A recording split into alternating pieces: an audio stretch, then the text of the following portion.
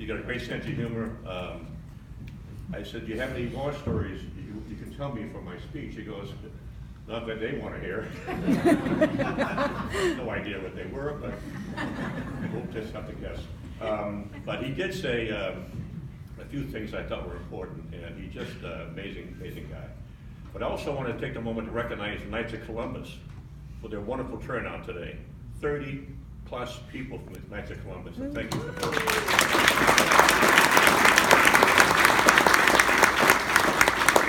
This is a good record, right, Bill? For attendance? Bill fell asleep. Okay, sorry. Yes, right. Don Ellis, he was a staff sergeant in the 25th Infantry Combat Division in North Korea. He participated in the 10 of the campaigns in North Korea on the 38th parallel. His division was part of the 35th Infantry Regiment, which was decorated. You might have read about this. They compiled 26 campaign streamers for World War II, Korea, and Vietnam. So that's amazing tribute. But more importantly, he saw front-line action in the war. And one of the things he talked to me about was he was in the foxholes every night. Every day they would march forward on the 38th parallel to push the Chinese back, okay? They fought the Chinese as well as the North Koreans, as you well know, but they captured the iron triangle town of Kumwa in North Korea on June 15, 1951. That made national news at the time, if you remember reading about that, but that was a major campaign. And I asked him, what was it like? He says, well, first of all, the foxholes, we went from our foxhole to the Chinese foxhole, and they were better than ours.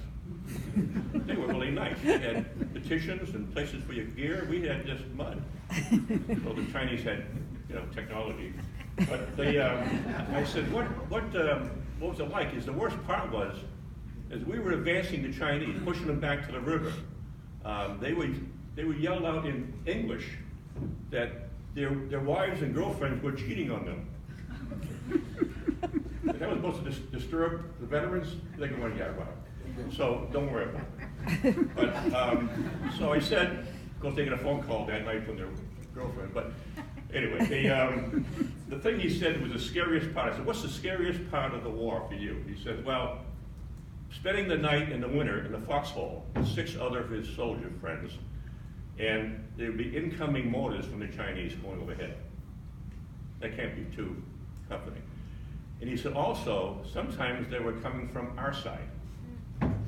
Our artillery people were undershooting their targets and flying over the same foxhole.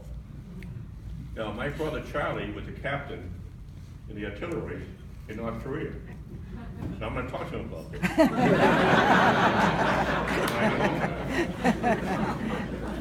Sorry, he didn't really mean it. Don received 2 battle stars for distinguished service, a Korean Service Medal, Combat Infantry Badge, and a United Nations Medal. And Don, where's your hat? He's got him on his hat, so when you see him later, you can look at his hat. Okay. Now, when he left the war, he came home, he was very active in the community. He was done everything. When he was in Long Island, he was an electrical engineer, and he worked for a company that did research and helped other companies with electrical problems. But one of his clients was a development center for disabled and people with difficulties, mainly kids. And so what he did was, during his break, when he worked in this company, this development center had kids who would make these little gift baskets to be sold at retail for money. And he would, on his break, would spend time, sit down with these kids, and help them make these kits and build their confidence. That's what he did. So he did it on his own time, so I thought it was pretty cool. He also,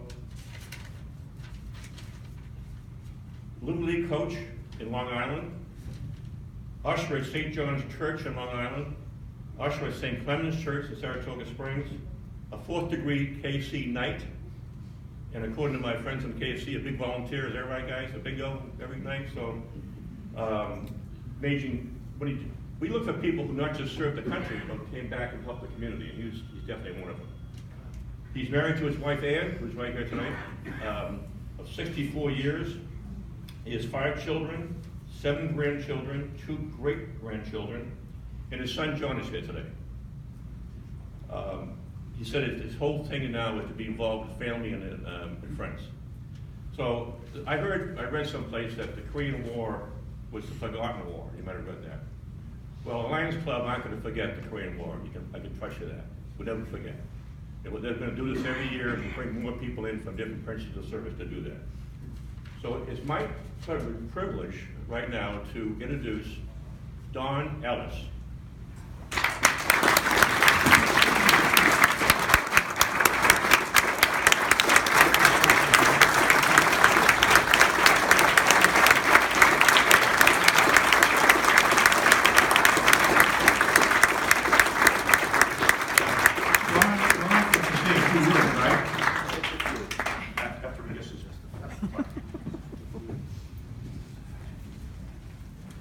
What's he gonna say?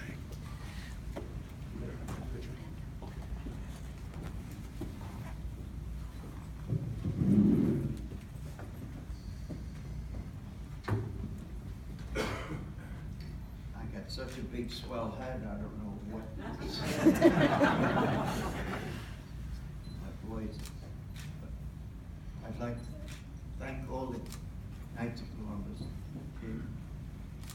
my friends from the Knights of Columbus, and my good friend Phil Gorman. You all sit down.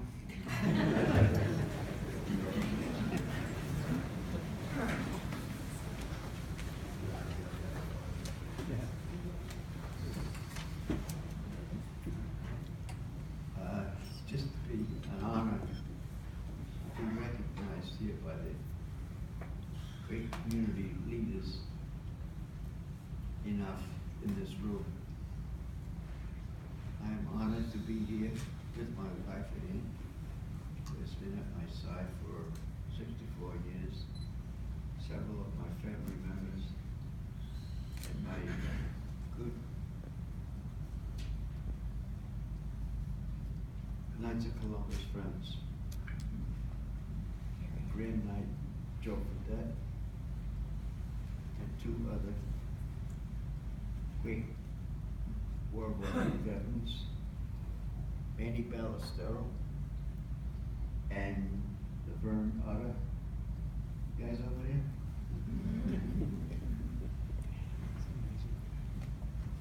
Also, I could speak about many memories over my almost 90 years life. Lucky for you, I'll choose only one. I'd like to share with you the experience of my service during the Korean War. My most vivid memory during this time of my life was landing in Korea in the dark of the night, and then being loaded onto Deuce 4 trucks. We did not know where we were going. It was so dark. Then I remember the next sergeant's hollering, "You go there, you go there, you go there." So we all got together. All of a sudden, I remember climbing up what seems to be the largest hill in North Korea. That was the beginning of going from mountain to mountain, keeping the Chinese retreating.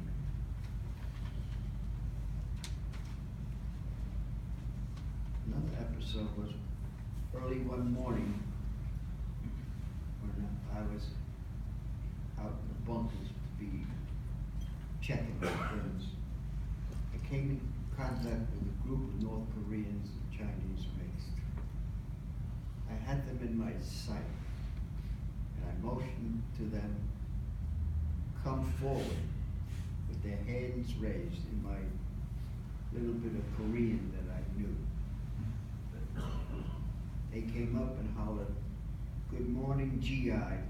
Good morning, GI," in perfect English.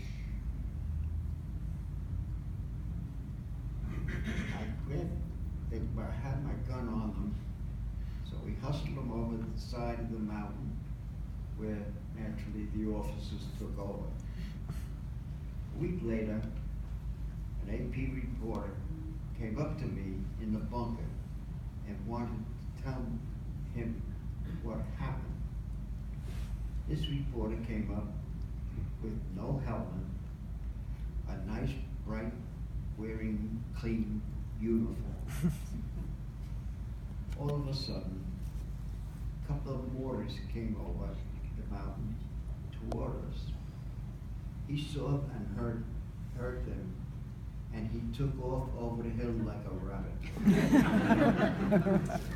Needless to say, I had to wait from back home to know that he wrote this article. Closing again.